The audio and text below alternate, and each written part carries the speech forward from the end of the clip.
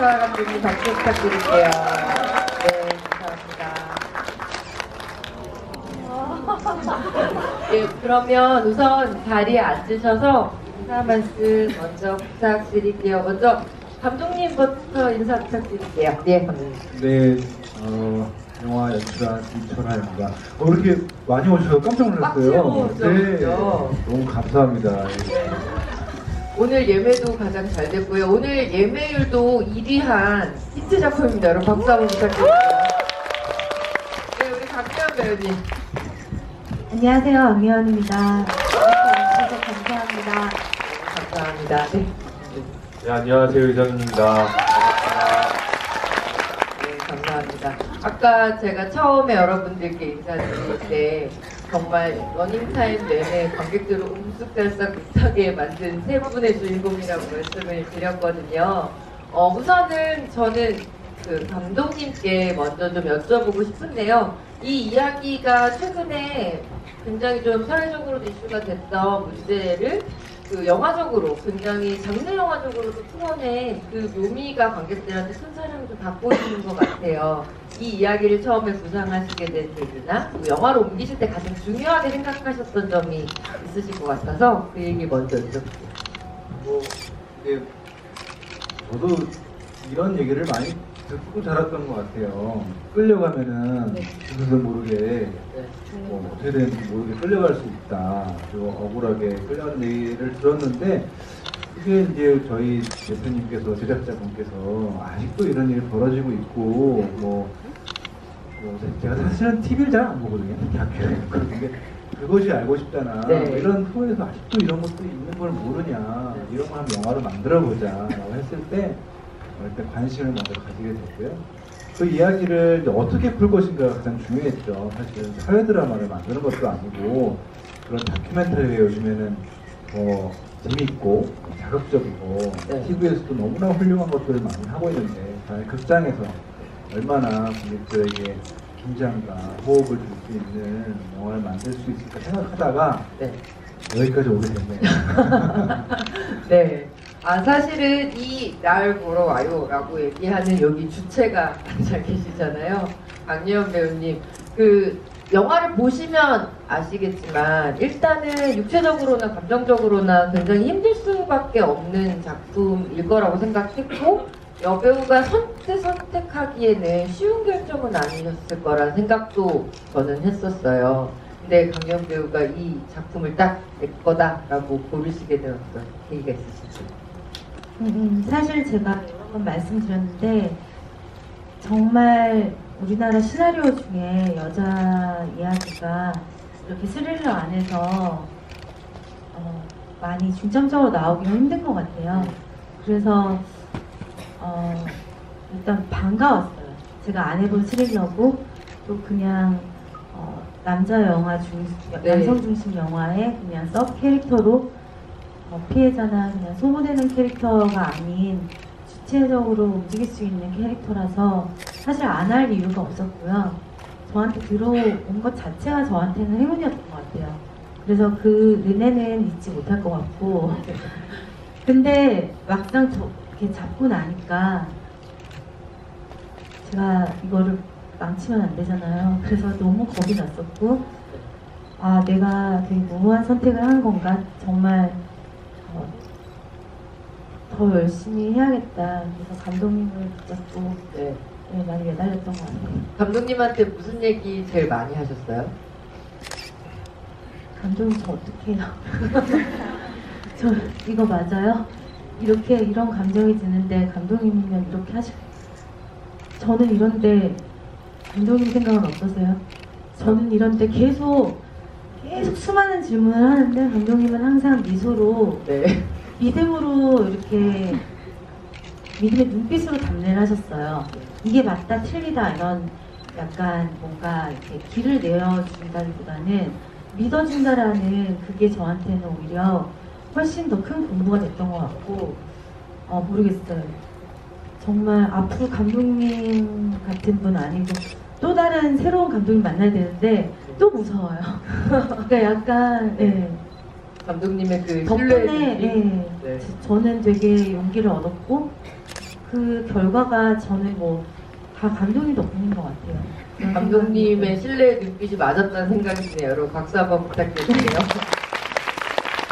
네, 이사님 네. 네. 저 아까 밖에서 그런 얘기를 했었어요. 그 끊임없이 그녀를 구하기 위해서 애쓰는 어떻게 보면 왕자님 같은 캐릭터일 수도 있겠다는 생각도 들었는데요. 이 캐릭터의 어떤 점이 가장 좀 매력적이셨어요? 그 입장에서 보시기에는? 그렇게 생각하는 게 함정이라는 게 제일 매력적이었어요. 그러니까 저 영화 전반적으로 진짜 이 여자의 뭔가를 끌어내고 네. 뭐 방송을 위해 약간의 뭐 조작을 하던 어쨌든 이 영화 전체에서 숨겨진 뭔가를 꺼내는 사람인 것처럼 보이잖아요. 그렇죠. 맨 끝에 가면 사실 저도 속은 거잖아요. 네, 어쨌든 제 얘기가 진짜라고 관객들이 따라온다면 그 진짜 얘기에 정말 뒤통수를 맞을 수 있는 얘기라서 네. 너무 흥미로웠어요. 어떻게 보면 이렇게 반전의 키를 계속 쥐고 가는 인물일 수도 있는 거잖아요. 그렇다고 봤어요. 그래서 이제 이 이야기 속에서 관객들이 제가 제 눈을 계속 따라가야 될 거라고 그렇죠. 봐서 감독님하고도 제일 많이 얘기를 나눴던 게 제 얘기가 되게 그러니까 제가 따라가는 그 과정이 되게 좀 집중도가 있어야 될 것 같다. 네. 그래야지 진짜 얘기에 대해서 사람들이 전혀 생각을 못 하고 하니까 네. 그런 얘기를 많이 했던 것 같아요. 네. 저 3번 봤는데요. 네. 3번 보니까 티가 나요? 아니요. 아무 생각 없이 그냥 3번을 쭉 봤는데 네. 이상윤 씨가 너무 귀여운 거예요. 마지막에는 네. 그러니까 처음엔 되게 영화가 충격적이고 저도 그 감정에 수아의 감정에서 갑자기 또 들어가니까 너무 네. 서글펐거든요. 네. 근데 나중에 3번째 보니까 이상윤 씨가 보인 거예요. 제 눈에. 네. 너무 귀여운 거예요. 저를 위해서 고군분투해서 막 믿고 네. 저를 위해서 이렇게 하는 성생 그 과정이 눈빛이 네. 되게 매력있더라고요. 되게 순수하고 순진한 남자의 눈빛을 보셨군요. 가장 귀여웠던 장면을 꼽으시라면요. 이상윤 씨가 이 장면이 제일 귀엽더라. 그냥 그 눈빛 하나하나가 뭔가 혼자서 되게 이게 맞다. 이제는 내가 이 시사 프로를 다시 내가 할 수 있게 됐구나. 네. 이 확신을 가지고 막 가고 있는 그 모습 다 귀여웠어요. 그 눈빛들이 그래서 되게 배우인데도 상대 배우가 다른 면으로 되게 사랑스러운 거예요. 음식 자체가. 그래서 근데 저희 주위 사람들도 그러시더라고요. 많이. 이런 평가에 대해서 어떻게 생각하십니까? 이게 이제 제 얘기가 아니라 이제 예원 씨 얘기가 이렇게 충격적이고 무서운 게 덧붙여지면 스릴러가 되는 거고요. 네. 이쪽이 재밌어지면 이제 코믹이 되는 거예요. 왜냐면 저는 영화 내내 제 얘기에 너무 진지했거든요. 네. 근데 그게 이제 반대로 실제 상황이 이거랑 정반대로 너무 우스꽝스러우면 제가 너무 웃긴 사람이 되는 거죠. 근데 예원 씨는 이제 3번째 보다 보니 이제 그 심각한 상황들이 계속 이제 익숙해지다 보니까 이게 이 보이기 얘기들이 시작하고. 편안한 상황에서 저를 보신 거죠. 그러면 저는 계속 진지하게 접근을 했거든요. 그러니까 이게 좀 어떻게 표현하면 귀엽다고 봐주신 것 같아요. 순수한. 네, 순수한 남자. 네. 감독님 이 트릭을 만드시는 이 반전의 구조를 만드시는데 고민을 되게 많이 하셨을 거라는 생각이 좀 들었어요. 후반 작업 때 고민을 되게 많이 했습니다. 네, 그래서 그 이 구조를 짜시면서 조금 요 장면이 나에게는 키였다 이렇게 생각해 두셨던 그런 장면들이 있으신가요 혹시?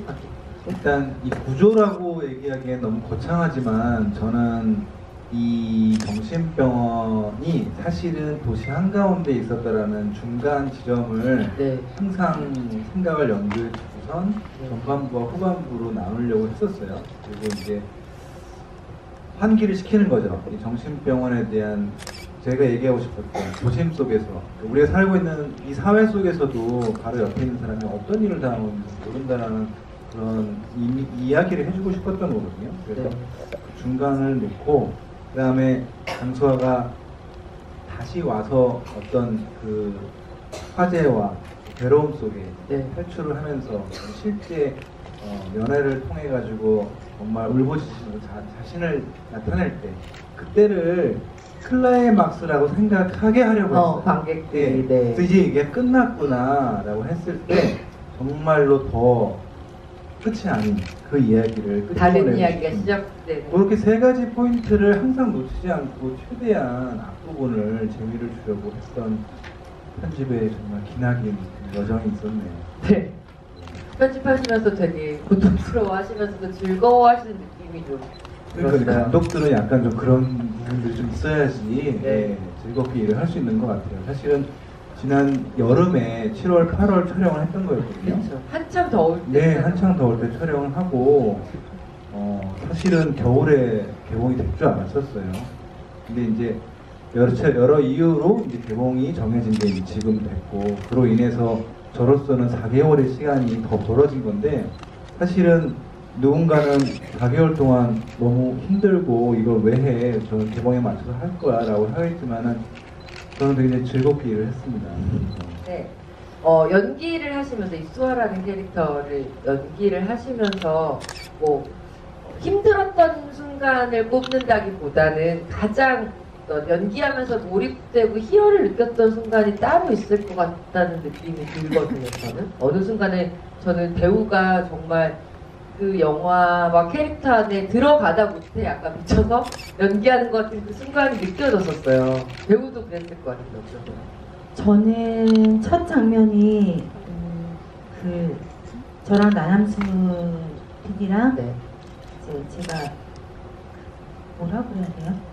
그 씬을 약간 발작을 부리는 네. 제가 기억을 잃어서 그 씬을 첫날 촬영을 했어요. 영화 촬영의 시작이. 감독님 너무하시군요. 네, 제작 여건상 어쩔 네. 수 없는. 근데 이제 피할 수 없으면 내가 스스로 주문을 걸었던 것 같아요. 아, 내가 이 상황에서 이미 다 찍어왔고 즐겨야 된다. 이 안에서 나는 서 있다.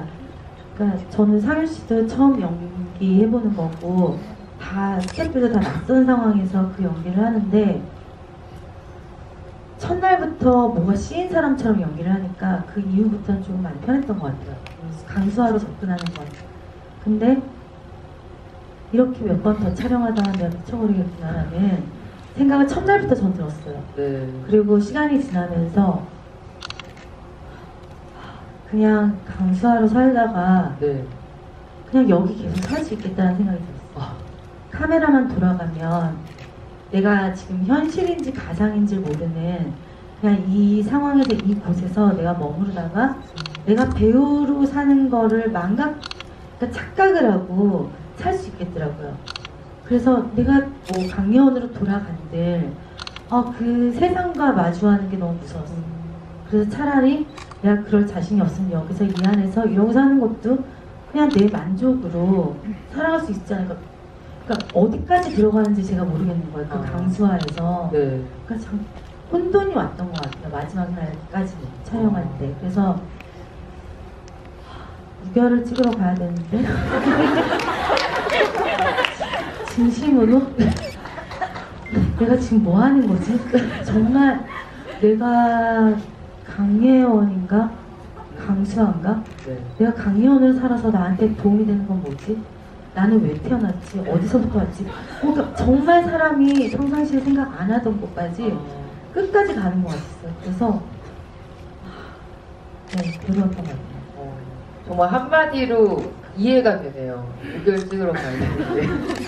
근데 캐릭터에 그렇게 빠져들었다는 게 스크린 밖으로도 저는 그대로 에너지가 좀 드러나는 것 같아서 강유한 배우의 뭐 많은 작품들 중에서도 가장 대표적인 작품으로 앞으로도 계속 분류가 되지 않을까라는 생각을 좀 하면서 봤고요. 그러면은 한편 우리 상윤 배우님은 비슷한 경험을 하셨을 것 같다는 생각이 좀 들어요. 왜냐하면 스토리를 모르고 연기를 하시는 게 아니잖아요. 이 이야기가 어떻게 흘러가고 어떤 결말이라는 걸 다 알면서 그걸 모르는 상태처럼 연기를 해야 되는 거니까 네. 그런 이중트릭이 배우 입장에서는 연기가 쉽지는 않았을 것 같거든요. 어떤 좀 마음으로 연기를 하셨는지 궁금합니다. 그 뒷 얘기는 아예 생각을 안 했던 것 같아요. 그냥 그 예원 씨가 말씀하신 그 씬이 네. 우리 영화의 마지막 아. 엔딩인 것처럼 생각하고 했어요, 저는. 그리고 그 뒤의 상황은 뭐 사실은 제가 하는 게 아니라 그냥 이야기가 있는 거고, 저는 그 맨 마지막에 보셔서 알겠지만 수아가 볼펜과 노트를 준 상황에서 깨닫게 되는 그 부분만이 남는 거고, 그 외의 부분은 그걸 미리 저는 생각할 필요가 전혀 없어서, 사실은 그런 면에서는 어찌 보면 좀 복잡하지 않은, 제가 생각할 때는 네. 저는 그거를 이렇게 복잡하게 생각할 필요가 없는 거죠. 예원 씨 같은 경우에는 그게 진실이 있고 그거를 숨겨왔던 진실인 것 같은 게 있고, 네. 그냥 저한테 편하게 말했던 어떤 부분이 있고, 어떻게 보면 이 세 분류인데 저한테는 찾고 싶은 게 있는데 그 과정은 예원 씨가 얘기를 해준 부분이 있고, 네.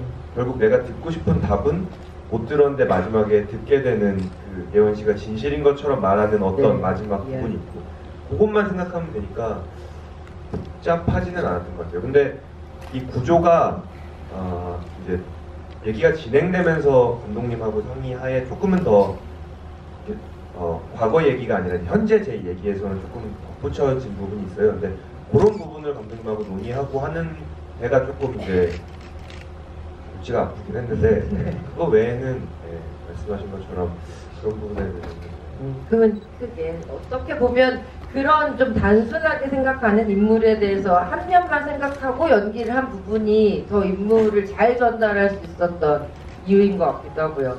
자, 이제는 말할 수 있다 시간이고, 우리 감독님. 두 배우를 캐스팅 하실 때, 그러니까 사실은 배우가 되게 저는 중요한 캐스팅 영화라고 생각하거든요. 저 영화 캐스팅에서 참 운명이죠. 그렇죠. 만나게 된다는 거. 네, 이 두 배우를 캐스팅 해야겠다라고 마음 먹게 된 어떤 이유들이 있으실 것 같고, 또 하나는 캐스팅이 됐을 때 이렇게 마음속으로 소위 아싸 이렇게 생각하는 부분들이 있었을 것 같은데 어떠셨어요? 사실 굉장히 숨가뻤어요. 그러니까 촬영이 여름에 찍어야 되는 어떤, 아까 이제 왜 순서가 이렇게 바뀌었냐 네. 그러셨어야지만 저도 되게 당황스러울 만큼 스케줄이 딱 정해진 상황이었고, 캐스팅을 해야 되는 상황에서는 일단 처음에 뭐 진짜 제가 감독이나 제작자가 원한다고 해서 배우 스케줄과 모든 게 맞는 영화는 세상에 없는 것 같아요. 그렇죠. 그게 어떻게 보면 정말 운명, 천운인 것 같고, 이렇게 만나게 한 작품을 하게 된다는 건 정말 기가 막힌 운명인데, 예원 씨는 저는 사실은 별로 고민 없이 캐스팅한 케이스예요. 예원 씨, 강혜원이라는 배우가 이런 강수아라는 정말 고통받고 탈출하고 싶고 몸부림치는 여인을 최적으로 할 수 있는 배우라는 거는 사실 제작자분과 저가 공통으로 생각했던 부분이에요. 네. 근데 이제 뒤늦게 안 거지만 저는 예원 씨가 예전부터 오랫동안 연기 생활을 해왔다는 걸 알고 있는데, 그동안에 한 번도 이런 험한 연기를 해봤던 적이 없었던 거죠. 그러니까 사실은 최근에는 그렇죠. 무결서부터 네. 로맨틱 코미디, 여러 가지 이제 뭐 천만 영화들 이런 데서 엄청난 훌륭한 조연 연기도 해줘줬고, 뭐 이런 거 봤을 때 보니까 내가 생각했던 강혜원은 이런 배우가 아니었었네라고 하면서 사실은 뒤늦게 알았어요. 제가 이게 맞나요? 이렇게 하는 게 맞나요? 물어볼 때까지만 해도 저는 당연히 할 수 있다는 위생감을 심어주면서 이렇게 알아봤던 건데, 나중에 알고 보니까 네. 본인이 그런 연기를 했던 게 사실은 비슷한 게 하모니? 예, 그렇죠. 그때 어떤 힘든 그 수감자의 역할을 했던 거였는데, 그거 말고는 없었더라고요. 그래서 제가 몰랐으니까 용감하게 이렇게도 해보고 저렇게도 해보고 하라고 하지 않았을까 했던 그런 관계였던 것 같고요. 네. 사연 씨 같은 경우에는 사실은 뭐라고 할까요? 아까도 얘기했지만 이 사연 씨가 캐스팅이 되면서 사실은 나남수의 역할이 굉장히 성장을 하고 커졌어요. 사실은 그다지 이렇게 큰 역할은 아니었어요, 처음에. 제가 이 영화에 대해서 두 사람이 서로 밀고 당기고 네. 부딪혀야지 영화가 더 힘이 있을 거다라는 네. 생각에 오히려 예원 씨한테는 예원 씨 미안하지만 예원 씨의 분량은 좀 작고 대사도 많이 없어질 것 같다. 그 이유는 예원 씨의 분량도 살고 나남 씨의 분량이 살아야지 서로 시너지가 일어날 수 있을 것 같다는 얘기 처음에 했던 것 같거든요. 네. 그래서 상현 씨의 최대한의 장점을 살리고자 하는 느낌으로 저는 계속해서 이제 고민을 하고 찍었던 경험이 기억이 나요. 네. 이게 현장에서도 치열하게 이게 맞다 저게 맞다 얘기했다는 이유도 처음부터 완성부터는 서서히 만들어가는 아나운서의 캐릭터가 있지 않았을까. 그러니까 촬영 들어가기 보름 전에 네. 시나리오를 읽고 공부하기 시작해가지고 네. 사실은 첫 촬영도 강수아의 역할이 아니고 나가면서부터 찍기 시작했어요. 네. 그러니까 반대로 저의 배우 입장이었으면 굉장히 좀 힘들고 좀 답답한 상황이 있었을 거라고 생각을 해요. 충분하게 자기 역할에 네. 연습을 하지 못하고 일단은 생각이 들 수 있을 것 같아서 뭐 그런 점이 있었습니다. 네. 그럼 이번에 배우님들께 여쭤볼게요. 천사 같은. 천사 같은? 저는 뭔가 악에 둘러싸여 있고, 네. 저는- 검은 기운이 막 이렇게 네, 나오고. 제 안에는 불신의 눈으로. 근데 저기 한 명의 천사는 혼자 이렇게 미소를 지으면서. 지으면서 항상 네. 네. 저한테 의지가 되어 주셨어요. 한편으로는 되게 무겁겠는데요? 아니, 그리고 되게 여유가 있어요, 항상. 그래서 한편으로 부럽기도 하고, 뭔가 뒤에 뭔가 있나? 뭔가. 저는 날개가? 너무 불안한데, 네. 감독님은 아. 항상 여유가 있고, 막 항상 그랬던 것 같아요. 그래서, 제 눈에도 불신이 있었지만, 남들 눈에도 저를 쳐다보는 눈빛이 다 불신이 있었던 것 같았어요. 제 네. 마음이 네. 삐뚤어져서 그런가 봐요. 그러니까, 근데 감독님은 눈이 큰 줄 그때 알았어요. 부럽다고 저를 믿는 그 모습이, 아, 네. 네. 그때 되게 저는 감동이 하나 보고 갔던 것 같아요. 상현 씨는 만날 자리가 별로 없었고, 그렇죠. 네. 네. 몇 번 없으니까요. 없으니까. 그러니까, 그리고 저는 아무랑도 대화를 안 하고 그냥 있다 보니까 여기에 너무 익숙해지니까, 네. 중반 이후부터는 대화하는 게 또 이상한 거예요. 그래서 다가갈 수가 없고. 네, 그래서 이렇게 천사 같은 감독님. 천사 같은. 그러면 상윤 배우님은 이철 감독님 어떠셨어요? 현장에서? 근데 저는 이제 이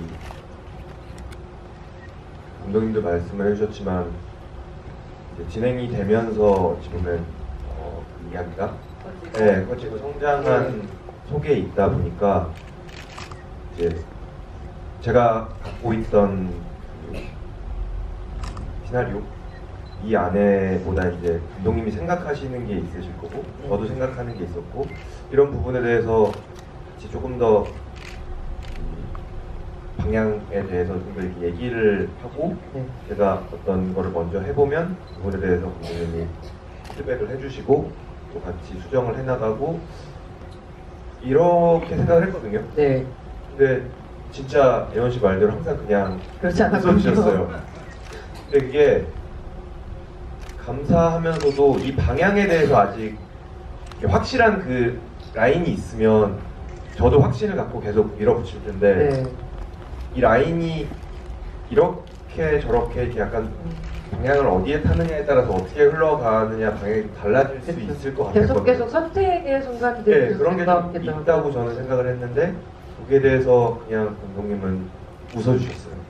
그래서 처음에는 좀 헷갈리기도 하고 근데 이제 처음부터는 이게 잘 모르니까 그냥 이렇게 계속 가다가 며칠 후에 감독님한테 제가 오히려 말씀을 드렸던 걸로 기억해요. 그러니까 얘기를 해주시는 게 전 좋다.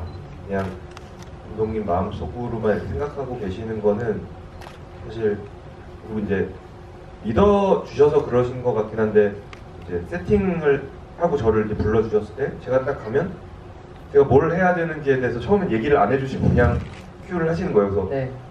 저 뭐 해야 돼요? 이렇게 여쭤보시면 그러고 이렇게 와서 이렇게 설명해 주시기도 하고 그러니까 이게 그 현장에 소통이 되고 있는 상황이 저까지 이게 전달이 된다라고 생각을 처음에 하셨던 것 같아요. 근데 이제 그런 부분에 대해서 조금 더 얘기를 나눴으면 한다는 말씀을 드리고 그 다음부터는 감독님 먼저 말씀해 주셔서 그 다음부터는 방향을 잡아서 네, 감독님은 한마디로 미소천사 이렇게 부르면 그렇네요. 되겠네요. 이게 저는 이게 사람과 사람이 하는 일이어서 이게 참 힘든 것 같아요. 배우분들과 여러 작업을 많이 했지만 그 배우마다 인간이기 때문에 사람마다 스타일도 스타일도 다르고. 다르고 예. 그래서 사실은 참 이 대학에 힘들어요. 사람을 사귀는 것도 힘든데 사람을 처음 만나서 정말 사귀는 사람 이상으로 서로 가까워지고 네. 그 사람의 장점을 끌어내야 되는 게 되게 힘들잖아요. 네. 옛날에는 막 다그치고 이렇게 왜 못하냐 이렇게 해달라 뭐, 네. 뭐 이런 여러 가지 저의 미소천사 이전의 모습이 있지만 예전 배우들은 미소천사라고 생각하지 않으시겠군요. 그런 사람도 있을 거예요. 네. 근데 이번 작품 같은 경우에는 조금 다르게 접근한 건 있어요, 사실. 네. 제가 네. 그 예전에 변호인 개봉했을 때요 시사회를 갔었는데 배우들의 연기가 너무 좋은 거예요. 네. 그래서 곽도원 선배님한테 전화를 했어요. 네. 시사회가 마치고 오빠 저 물어볼 게 있는데요. 감독님이 디렉션을 안 하셨어요? 그렇게 물어봤어요. 네. 왜냐면 워낙 또 다들 친한 배우들이고 연기가 너무 자연스러워서 네. 뭔가 오히려 내버려두는 든 느낌이었어요 저는. 그래서 그러니까 어떻게 알았어? 이러는 거예요. 네. 그러니까 워낙 작가셨고 이 연출도 처음이시다 보니까 뭐 이렇게 연출 어떻게 디렉션을 그렇게 솔직하게 이제 하시라고 네. 이렇게 했던 게 그 안에서 배우들이 자기의 느낌대로 자연스럽게 물들어가는 게 저는 훨씬 더 자유롭게 연기를 할 수 그렇죠. 있는 공간이라고 저는 생각을 했거든요. 네. 근데 감독님이 이제 그런 공간에서 사실 저희는 이제 우리들의 연애도 아니고 뭔가 우리 둘이 맞출 수 있는 것도 아니고 네. 그러니까 상윤 씨는 약간 그렇게 느껴질 수 있는데 오히려 저는 그런 부분들이 다른 영화에서도 많이 감독님의 스타일을 좀 선호하는 것 같아요. 그러니까 자유롭게 믿어주는 놀 수 있게. 예. 잘 됐을 때 있고요. 네. 하는 경우도 많이 아, 있어요. 네. 이렇게 그러니까 그게 굉장히 미묘하다는 거죠. 네, 배우들과의 호흡에서 그게 딱 내버렸을 때 잘 깊게 연기해 주시는 분들이 있고 오히려 네. 상윤 씨처럼 뭔가 정확한 디렉션을 요구해서 할 그게 서로 소통이 네. 상윤 씨하고는 너무 이렇게 가깝게 할 수 있는 시간이 별로 없었어요. 예원 씨 같은 경우는 계속 와서 어떻게 해야 돼? 이거 맞나요? 뭐 이런 것도 있었고 네. 예원 씨는 사실은 어떻게 역으로 얘기하면은 그 강수의 연기가 오히려 쉬울 수도 있죠. 그러니까 명확하게 한 그렇죠. 방향으로 가는 거니까. 해야 될 게 있으니까. 예, 해야 될 게 있으니까. 하지만 상윤 씨 같은 경우에는 명확하게 그런 것들을 얘기해 주는 게 감독으로서는 더 맞는 걸 수도 있어서 그러나 잘 됐으니까 좋았던 걸로. 네, 저는 굉장히 훌륭한 프로덕션의 호흡이었다고 생각을 해요. 예, 네, 하고 정말로 상윤 씨가 계속 엄청 스마트해요. 그래서 시나리오에 대한 여러 가지 제안과 네. 캐릭터에 대한 방향성을 사실 감독이라고 해서 다 뭐 뛰어나게 시나리오를 분석하고 있지 못할 경우도 있거든요. 현장에서 뭐 배우들한테 이게 맞냐 저게 맞냐 뭐 이것만 하기도 바쁜데 옆에서 네. 카메라 이게 맞아요 뭐 조명 이거 뭐 옮깁니다 뭐 카메라 어디로 갈까요 여러 가지 얘기가 있는 상황에서 사실 집중하기 쉽지가 않거든요. 그때마다 제 옆에서 이렇게 하는 게 맞지 않아요? 이렇게 얘기해 주면서 굉장히 큰 힘이 되었어요. 사실은 그런 게 결과적으로는 그냥 영화에 다 드러나는 것 같다는 생각이 저는 들고요. 그리고 이제 저도 영화를 오래 오다 보니까 어떤 게 느낌이 들 때가 있냐면 스틸을 보면 영화의 느낌이 이렇게 확 드러날 때가 있는 것 같아요. 근데 이 날 보러 와요의 처음에 공개됐던 스틸들을 보면서 저는 두 분한테 지금까지 못 봤던 얼굴을 본 것 같은 느낌이 들어서 스틸만 보고도 굉장히 기대했던 작품 중에 하나였어요.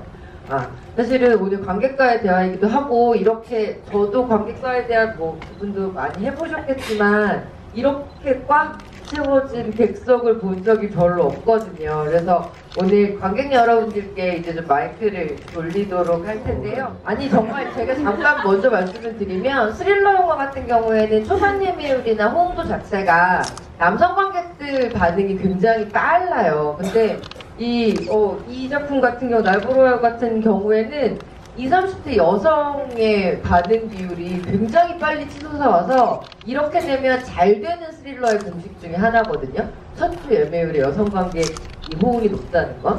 네, 말씀 주세요. 네. 제가 궁금했던 거는 네. 나남수가 처음에 수아한테 관심을 갖게 된 게 한동수가 실제로 실종했다는 것 때문이잖아요. 근데 중간에 한동수가 사라졌잖아요. 그게 수아가 상상해서 그 섭외를 해서 만든 가상의 인물인지 아니면은 실제로 있는데 사라진 건지. 이건 어떤 분께 감독님께? 아, 네, 제가 네. 잠깐. 네, 그러면은 네. 저도 궁금해요. 그 마지막에 노크를 한 사람은 누굴까요? 네, 그게 아마 답이 될 수 있을 것 같아요. 이게 우리가 영화에 많은 것들을 좀 심어놓은 게 있어요. 편집도 굉장히 빠르고, 그 다음에 한 번 봐서 모르는 몇 가지 것들도 있어요. 그랬을 때 뭐 우리 인사할 때마다 얘기하는 거지만 2번, 3번 보면은 영화가 달라버려요. 그리고 예민한 코드들이 있기 때문에 마지막에 노크 스토리를 많은 분들이 여러 가지 해석을 하시는데 네. 사실은 거기에 정답이 있습니다. 지금 감독님 말씀처럼 영화가 정말 영리한 영화인 것 같아요. 2번, 3번을 꼭 봐야만 세 번째 보면 또 이상윤 씨의 귀여운 얼굴까지 보게 될 수 있는 이런 트릭을 감춰놓은 작품인 것 같다는 생각이 드네요. 예, 다음 또 손들어 주시면 이번에 강예원 배우님이 두 번째. 예, 남성 관계분. 네. 어떤 분께 질문하시겠어요? 두 배우. 예. 아까 세 번째였어요. 어디에서 인사할 때 배우를 하셨어요. 네. 그때는 뭐 영화 이야기는 아니고 제가 궁금한 거는 이 영화 살았을 때 혹시 이거하고 비슷한 영화를 뭐 과거에 봤었거나 아니면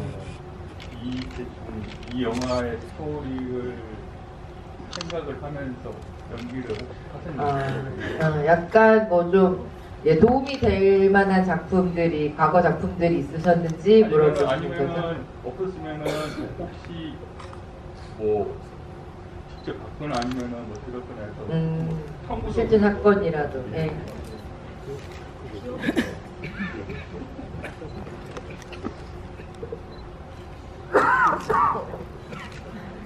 감독님 괜찮으세요? 네, 네.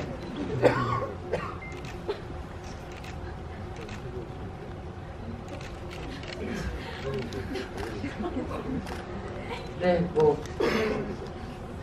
저는 사실 있거든요. 근데 얘기는 다른데 그 약간 이중 구조라는 그 구조가 되게 닮았었어요. 그래서 실제로 제가 굉장히 좋아하는 영화고 근데 네, 얘기하세요. 조금 전에 인터뷰하고 왔는데 거기서도 얘기를 했더니 역시 그 영화였군요. 또 얘기를 하셔서 얘기하세요. 네. 프라이멀 피어라고 네. 그 리차드 기어랑 에드워드 노튼이 나온 영화가 있어요. 근데 그 영화가 사실 그 영화처럼 만들고 싶었어요. 네, 그걸 정말 끝에 저도 뭐 내용을 알고 보질 않아서 그럴지 모르겠지만 정말 다 보고 뒤통수를 맞았거든요. 네. 그렇게 나도 뒤통수를 칠 수 있으면 좋겠다는 욕심이 좀 났던 것 같아요. 그쵸. 사실 프라이머 피어 같은 경우는 소위 말해서 이렇게 반전 영화라고 하는 작품들의 교과서 같은 영화이기도 하고 관객들이 그만큼 약간 두뇌 싸움을 걸어오는 영화라고 할까요? 그런 점에서는 어떤 공통적인 부분이 있을 것 같다는 생각이 들어요. 강예원 배우는 어떠세요? 저는 그 영화에 에드워드 노튼처럼 연기하고 싶지 않았어요. 에드워드 노튼보다 훨씬 더 다르게 하고 싶었어요. 네. 왜냐하면 그렇게 연기를 같이 해버리면 그냥 강수아가 아니라 그러니까 에드워드 노튼을 보면서 나는 저렇게 같이 연기를 하면 네. 안 되겠다라는 게 강박이 있었던 것 같아요. 오히려 너무 반대로. 명작이니까 그 연기가 너무 명연기라서 나는 약간 타입적이죠. 이미 그런 부분이 있을 수 네, 있으니까. 그래서 네. 정말 저렇게 하지 말고 나만의 진짜 뭔가가 없을까. 그리고서는 저는 다른 영화 안 봤어요, 일부러. 보면은 오히려 제가 저도 모르게 흡수될 것 같아서 어제 체인질링을 봤어요. 아, 네. 근데 그냥 제가 예상대로 나왔던 것 같아요. 체인지링의 연기들은 그분이 뭐 잘하고 못하고가 아니라 그냥 제가 예상한 그대로를 보여주신 것 같고, 저는 오히려 다큐를 많이 봤어요. 워낙 다큐를 좋아하고 극으로 하는 이런 종류의, 사실 제가 스릴러는 처음이지만 스릴러를 좋아하진 않았어요. 그리고 사회, 특히 아이나 뭐 이런 걸로 이렇게 영화를 만드는 거를 극도로 싫어하는 사람이었고, 네, 그래서 너무 극단적인 영화들은 안 보고 차라리 극단적인 다큐를 많이, 그건 되게 좋아했어요. 근데 실제 그런 상황들의 그 사람들의 목소리, 아니면 그런 사례들, 그 감정들, 그래서 일부러 뭐 아는 형사분한테 자료조사, 정신과 전문의한테 그런 상태의 그 가진 심리, 치료 심리할 때 이런 상태라는 거를 간접적으로 계속 경험을 하면서 일단 나에 초점을 맞춘 것 같아요. 그래서 네, 이 연기는 조금, 그래서 진짜 질문이 많았던 것 같아요. 당신이라면 이러면서 상윤 씨도 몇 번 안 봤는데 계속 질문이 많이 했던 것 같아요. 제가 너무 혼란 속에 있어서. 네, 그렇습니다.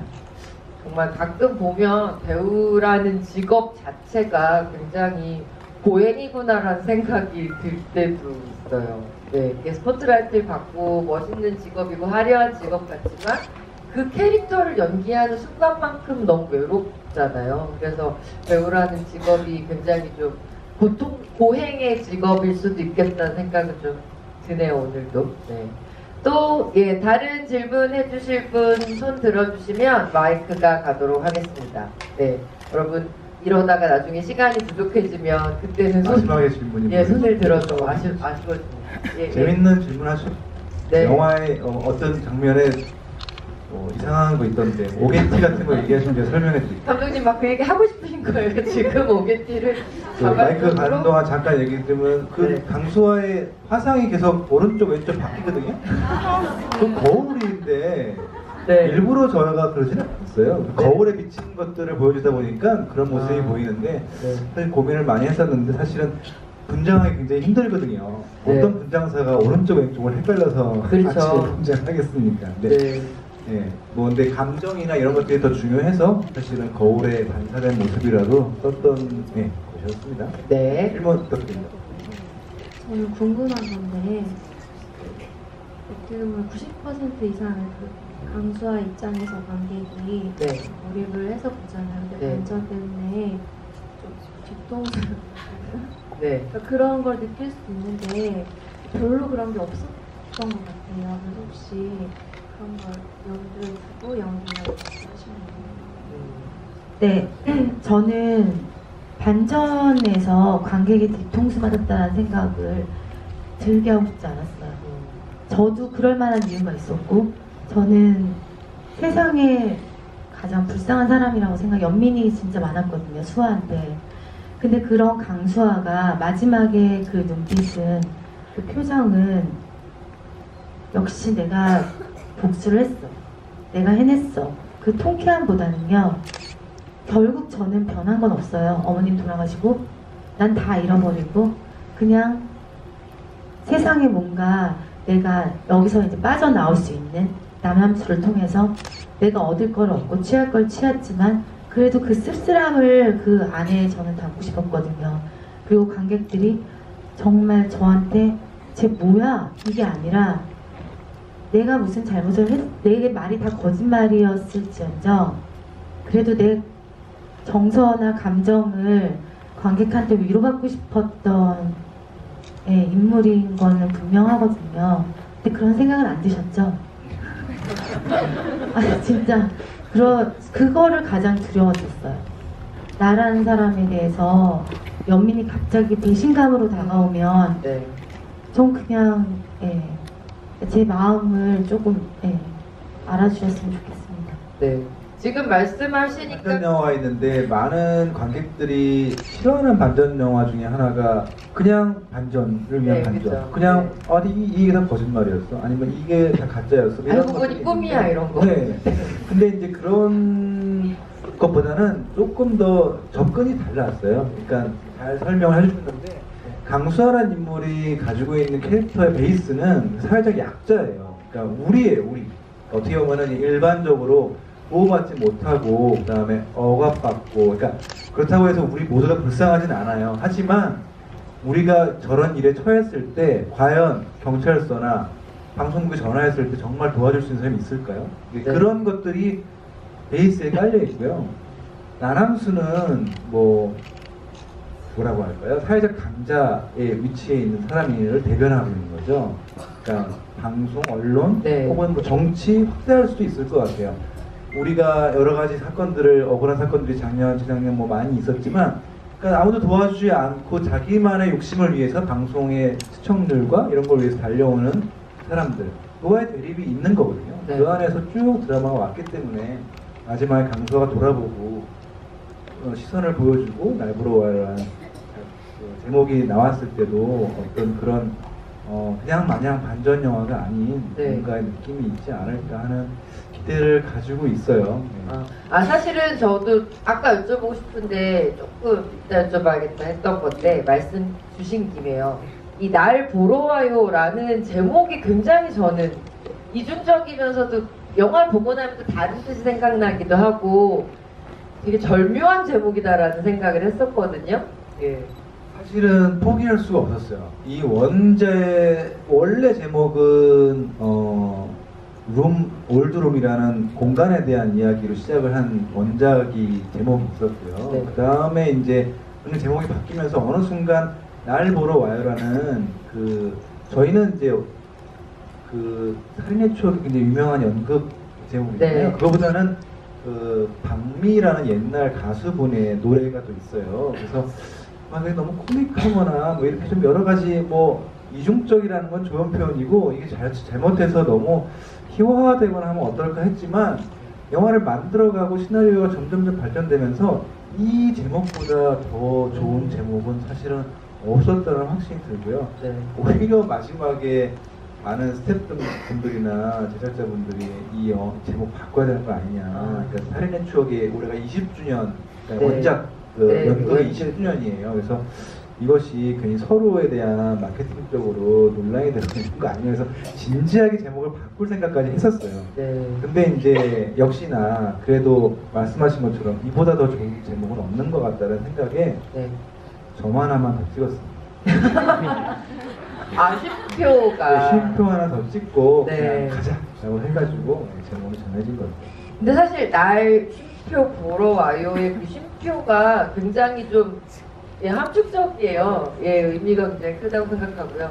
지금 막 날 보러 와요 노래 이런 얘기 하셨는데 반응 없었잖아요. 감독님의 이 연식이 드러나는 그런 이유였다고 생각합니다. 네, 그러면 다음 관객분 또 질문 손 들어주시면 마이크 갈게요. 이번에는 감독님 어떤 빨간 옷 입은 여성 관객분이요? 네. 이게요, 현실에 일어나고 있는 법적으로 용인된 범죄를 고발하고 있는 영화라고 할 수 있잖아요. 근데 제가 영화를 잘 모르긴 하는데 이런 고발성 영화에 약간의 오락성이 너무 가미가 되면 그 고발의 정도가 떨어질 수 있잖아요. 근데 이 영화는 완벽한 N자 구조에 중간중간에 웃긴 부분도 있고 그러면 그 고발성이 떨어질 수도 있고 한데 제작을 하실 때 어떤 목적으로 시작을 하셨는지 궁금하고요. 그리고 제가 봤을 때는 설마 저렇게까지 싶은 부분들이 있는데 여기 충격 실화 스릴러잖아요. 어느 부분까지가 진짜 실화고 혹시 더 현실보다 심하게 표현된 부분이 있는지 아니면 오히려 더 순화시킨 건지 궁금합니다. 일단 역으로 말씀을 드리면은 사실은 실제로 이렇게 당하신 분들의 얘기를 접하기는 쉽지는 않아요. 그것들이 수사 기록이나 기록에 되어 있는 것들로 저희가 이야기를 만들 수밖에 없는 사회성 고발 플롯이 있는 거고요. 그래서 제가 연출자로서 이런 미술 공간이나 부탁받는 작업 같은 수용소 시설을 상상하고 판타지로 만들 수밖에 없는 거죠. 네. 그래서 이게 다큐멘터리가 아니니까 정말 제가 무슨 카메라 들고선 뛰쳐 들어가서 목숨 걸고 이런 거 찍어볼 수 있는 상황은 아니었고, 이건 철저한 상업 영화이기 때문에 오히려 고증을 실제 정신병원 의사 선생님들한테 철저한 고증을 받았어요. 네. 그러니까 실제 정상적인 정신병원에서는 어떤 식의 매뉴얼로 환자를 다루고 치료하고 이야기하고 상담하는지 해서 그거와는 좀 다르게, 그러니까 어떻게 보면 극단적으로 정반대의 느낌으로 네. 미술 장치와 세팅을 했었고, 첫 질문에 대한 대답은 그런 좋은 의도와 사회성에 짙은 어떤 주제성과 실화를 베이스로 한 영화를 만들면 좋죠. 하지만 이 영화는 철저하게 상업적으로 좋은 영화로 만들기 위한 상업 영화의 출발점이 있었기 때문에 마음과 생각이 이 영화가 정말 잘 성공을 해서 그런 사회적인 반향도 일으켰으면 좋겠다라는 게 저의 바람이었죠. 처음 시작부터 사회성이 짙은 고발 영화로 만들 생각은 없었어요. 근데 사실은 이 작품을 이제 약간 사회성이 있는 작품이라고도 생각해 주시는 이유가 아직도 현실에서 이런 일들이 종종 벌어지고 있고 이것들이 해결되지 않는 문제라는 것에 대한 공감이 있으시기 때문이라는 생각도 들고요. 또 한편으로는 이제 스릴러, 특히 재미있고 잘 만든 스릴러 같은 경우에 가장 현실적인 이야기에서 소재를 가지고 오시는 경우가 많거든요. 그러니까 정말 무슨 머리 써서 만드는 허구의 트릭들보다는 실제 내 주변에 있을 것 같은 이야기가 눈앞에서 펼쳐졌을 때 훨씬 더 쉽게 공감하고 몰입하실 수 있는, 어떻게 보면 장르적으로도 좋은 스릴러의 장치가 아닐까라는 생각을 저는 좀 하면서 봤고요. 그리고 잠깐 저 두 분께 또 질문하고 싶은 게 생겼는데, 질문을 듣다가 실제로 이 어떤 정신치료나 이런 걸 받는, 그러니까 의사 선생님들, 고쳐주는 의사 선생님들하고 얘기하시면서 이 수아라는 캐릭터를 좀 탐구하신 걸로 알고 있는데, 그때 받은 어떤 이야기들, 조언들 중에 좀 연기하실 때 중요하게 생각하셨던 어떤 포인트 같은 게 좀 있으세요? 저는 하모니 때 정신과 네. 전문의를 만났고요. 네. 이번에는 정신과 전문의를 안 만났어요. 일부러 처음 시작은 일반적인 수화에서 시작을 했어야 됐고, 그 정신병원에 저는 첫 경험을 하고 싶었고 네. 미리 감정을 준비하고 들어가진 않았던 것 같아요. 그래서 그 공간에 가니까 점점점 내가 변해가고 익숙해져가는 그 과정까지 조금은 저도 장 원장님과도 대화를 안 했어요. 영화 촬영 끝날 때까지. 그러니까 네. 되게 모든 걸 다 진짜처럼 표현해내고 싶었고, 나라면. 근데 사실 이런 생각 해보셨어요? 혹시 내가, 여자분들이 많으시니까 결혼을 했는데 남편이 마음이 변해서 시어머니와 짜고 나를 정신병자로 몰아넣고, 이런 극단적인 상황을 막 상상을 하니까 제가 미치겠더라고요. 내가 만약에 사람 하나 잘못 만나서 내가 이렇게까지 가버리면, 근데 강제 입원이 70%가 넘는데 이 나라의 그렇죠. 법이 그렇게 된다면 이건 분명히 문제가 있다고 생각을 했고, 그런 사명감을 갖고 촬영에 임할 수밖에 없었고, 내가 이런 사회성에 문제가 있는 이 지점을 내가 연기하고 있는 거는 좀 더 제가 책임감이 좀 많이 따랐고요. 그것부터가 저는 진짜 발에 닿아 있는 스릴러가 아닐까 이런 생각이 들어요. 뭔가 허구적인, 가짜지만 진짜처럼 일부러 보여지는 게 아니라 정말 단순하게 이게 근데 어디가 진짜고 어디가 가짜야, 실제 이런 일이 비일비재하게 많이 일어나거든요. 그래서 저는 역으로 그것이 알고 싶다를 진행하는 김상준 선배님을 만나서 네. 이게 공모자들 편에 나와요. 그것이 네. 알고 싶다에. 네. 이런 사례들이 정말 많은 것인가를 여쭤봤어요. 그러니까 실제로 이런 일들이 악용하는 정신병원들이 비일비재하게 많이 일어나고 있고, 사회적으로 큰 문제인데 법은 자꾸 구렁이 담 넘어가듯 안 변하는 거예요. 멈춰져 있는 느낌? 그러면서 저한테 오히려 격려를 해주시면서 되게 잘 찍어봐라. 정말 이건 문제가 있다. 그렇게 말씀을 듣고 저는 더 믿음이 생겼어요, 사실. 어떠한 실제 이런 일에 단 하나의 사건이 아니라서 네. 훨씬 더 연기하는 데도 있었고 몰입도도 훨씬 높았던 것 같아요. 네. 사실 진짜 그렇게 생각하면 정말 자다가도 벌떡 일어날 정도로 억울한 일일 것 같고요. 상윤 배우님께 여쭤볼게요. 마찬가지로 이제 실제 시사 프로그램들이 많잖아요. 유명한 시사 프로그램들도 많고 한편으로는 그렇기 때문에 연기의 톤이나 그 어떤 특징을 잡는데 고생을 더 많이 하셨을 것 같아요. 너무 뭔가를 따라하는 것처럼 보여도 안 되고 그렇다고 너무 비현실적으로 보여도 안 되고 그 사이에서 좀 이렇게 그 조율을 하시는 게 어려웠을 것 같다는 생각이 드는데 어떠셨어요? 연기하실 때 톤을 좀 어떻게 잡으셨는지가 궁금해요. 근데 사실 저는 모르겠어요. 그러니까 이런 역을 여러 번 하게 되면 그런 부분에 대해서 고민을 할지 모르겠는데 어떤 역할을 표현할 때, 캐릭터를 표현할 때 꼭 실제 있는 사람과 달라야 하나에 대한 좀 의문이 있어요. 그러니까 네. 사실은 첫 번째 GV 때 비슷한 질문을 받았어요. 네. 그 인물을 어떻게 보면 시사 PD? 그렇죠. 어떤 전형적으로 생각할 수 있는 게 있다라고 본다면 거기랑 다르게 뭔가 흠신하게 그러니까 차별성을 좀 뒀느냐라고 물어보셨는데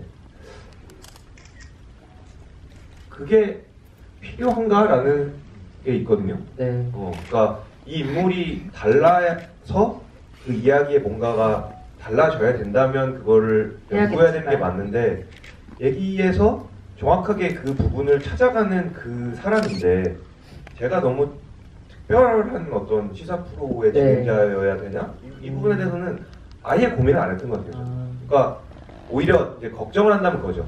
시사 프로에 우리가 아는 누구나 아는 네. 그 프로 있잖아요. 네, 그 프로. 그 프로랑 비슷하게 나오면 네. 혹시 영화 속에서 그런 장면을 보고 사람들이 웃으면 이제 문제가 되겠죠. 근데 네. 그거는 연기적인 진지함으로 이제 갈 수 있는 부분이라고 저는 봤던 것 같은데, 네, 꼭 달라야 되나? 네. 네, 그것도 저도 맞는 말씀이신 것 같네요. 들어보니까. 가장 재밌었던 에피소드요? 네, 제일 재밌었던 에피소드.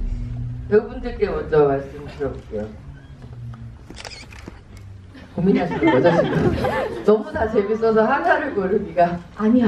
전 좋았던 기억이 별로 없었는데. 에피소드라는 거는 누구랑 관계를 했을 네. 때가 에피소드인데 저는 진짜 되게 외로웠던 것 같아요. 근데 재밌는 거라고는 저는 그 병원 복장으로 네. 과거 정신병원에서 입는 복장을 그냥 그대로 입고 다니는 게 너무 좋았고 전 이거 막 제수복이랑 돌아다니셨어요? 네, 전 제수복이랑 정신병원 의상이 저랑 제일 잘 어울린다고 생각했어요. 그래서 그냥 제 옷이다라고 생각을 했는데 그 옷을 입고 돌아다니니까 화장실 갔어요. 더우면은 막 네. 계속 땀이 흐르는데 더우니까 가가지고 점심시간에 잠깐 대충 막 씻어요, 혼자. 근데 거기에 제가 샤워를 하러 들어온 거진 줄 알았나 봐요, 경비 아저씨가. 어디서 샤워를 하냐고 소리 지르면서 빨리 나가라고 거짓 쫓듯이 그러셔서 네. 죄송합니다 이러고 나오는데 한편으로는 아니 이 아저씨한테 내가 왜 이렇게 혼나야 되지? 생각도 들지만 한편으로는 되게 재밌구나 이렇게 생각을 하면서 봤던 적이 몇 번 있어요. 그럴 때 되게 배우로서 희열을 느낄 수 있을 것 같아요. 나 강림은 못 알아보는구나 이런 느낌. 저는 못 알아봐요. 잘 못 알아보는데 그냥 되게 재밌더라고요. 근데 피도 이렇게 묻어있으니까 정상인으로 보진 않았어요. 네, 그래서 내가 너무 놀래켜드렸구나 라는 생각도 들고 재밌는 에피소드 추억으로 맞는데요? 네, 재밌었던 것 같아요. 네. 상윤 배우님은 어떠세요? 영화를 재밌는 영화는 아니잖아요. 그래서 그냥 촬영 분위기가 뭐 이렇게 어두웠다 이런 얘기는 아닌데 촬영을 하다가 서로 빵 터질 만한 상황들은 사실 있기가 힘든 건데 정반대로 개인적으로 되게 괴로웠던 경험을 하나 말씀드리자면 네. 제가 사실 담배를 못 펴요. 네, 근데 담배를 피는 연기를 해야 되는데. 시나리오에 있었는데 사실 감독님이 빼주시겠다 그랬어요. 제가 안 피니까. 근데 제가 이건 패야 된다라고 했어요. 그냥 그걸로 표현할 뭐 말을 안 해도 뭘 안 해도 표현할 수 있는 게 있으니까. 그래서 담배를 펴봤어요. 배우고 했는데 배우셨다고요? 배웠어요. 네, 이런. 근데 뭔가 이제 감독님도 말씀하셨지만 2주 만에 촬영을 들어가야 됐고 제 촬영이 먼저였고 그 중에서도 담배 피는 씬은 앞쪽에 있었어요. 그래서 시간이 좀 짧아서 많이 부족하다 보니까 이제 한번 연습하는 데까지 연습을 해가서 폈는데 이제 이 촬영 스태프분들이 담배 다 피시는 분들이 봤을 때는 너무 어설픈 거죠. 네. 그래서 이제 말씀은 못하시고 그냥 만족스러운 표정들 다 인지고 고생했다고. 근데 그 상황에서 어떻게 그냥 넘어가요. 그래서 네. 한 번 더 해야겠다고 더 하겠다고. 근데 뭐가 잘못됐냐고. 그래서 이렇게 팁을 계속 받았어요. 아, 네. 그래서 계속 다시 폈어요. 네. 그래서 이제 다 지치신 거죠. 그래서 이 정도면 됐다고. 네.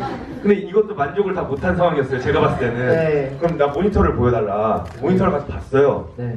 그럼 이제 보는데 모니터를 보니까 이제 말씀하신 거랑 제가 뭐가 약간 차이가 나는지가 조금 알겠더라고요. 네. 그래서 거기에 맞게 몇 번을 더 봤어요. 네. 그랬더니 뭐 진심이었는지 아닌지 모르겠지만 네. 이제 제일 일선에 있는 그 카메라 감독님이 오케이를 하신 거예요. 그럼 이제 됐나 보다. 네. 근데 담배를 피시는 분이 계시다면 보시면 알겠지만 사실 그래도 어설퍼요. 근데 어쨌든 그 촬영을 끝내고 그게 이제 마지막 촬영, 그러니까 막씬이었어요. 그리고 이제 집에 가는데 네. 보니까 거의 한 30분 내에 한 10개 이상을 핀 상황이었더라고요. 근데 네. 이제 흡연자들도 짧은 시간에 많이 피면 힘들대요. 네. 근데 그걸 이제 모르고 이제 그걸 촬영할 때는 그런 느낌이 없이 집중했으니까 그걸 몰랐어요. 근데 집에 가는 차에 타고 이제 화장을 지우는 순간부터 갑자기 속이 이상한 거예요. 밤새 계속 헛구역질이 나가지고 예. 다음 날도 속이 멀쩡하진 않더라고요. 그래서 담배를 빼겠다고 그렇게 얘기해요.